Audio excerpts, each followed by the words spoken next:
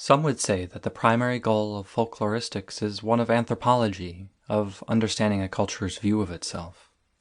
I naturally disagree. Professor Haswell's voice droned on even in sleep, even these many years later. Danny hated it, hated these dreams. Folkloristics works from the other direction. It constructs a semiotic niche out of so many Umwelten. How damning was it to have such boring dreams? Danny would write this one down on a fresh page in the morning, as she always did. The entry would be noted in the book's index. It would be given a series of tags: school, Haswell, NGNB, that boring category of neither good nor bad, and probably work. Should she put work? Was the dream even worth it? Perhaps one of these days she would build her own folkloristic taxonomy of dreams. Tonight, she would think, I'll dream 002, 010, 001, work, current job, nonspecific. Or 004, 011, 001, school, past, nonspecific. And 035, 103, 002, person, school professor, own, important but no overt pressure.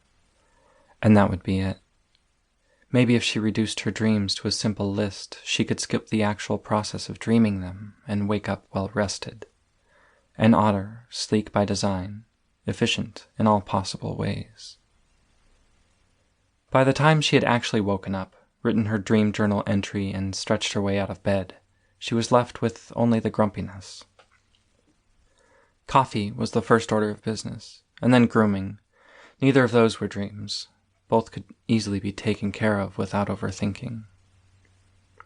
The otter's apartment was small and, surprising no one, quite orderly.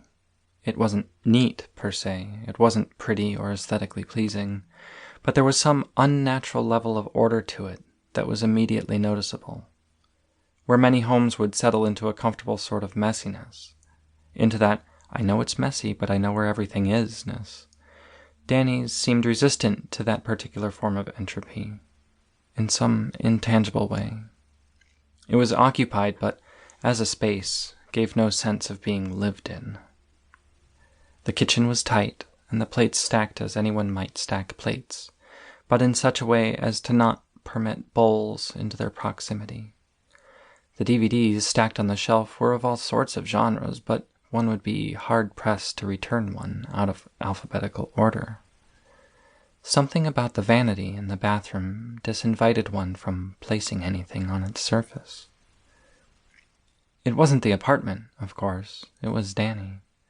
Even that was obvious. One could no more place blame on the apartment than one could place a dirty dish on the counter rather than in the sink.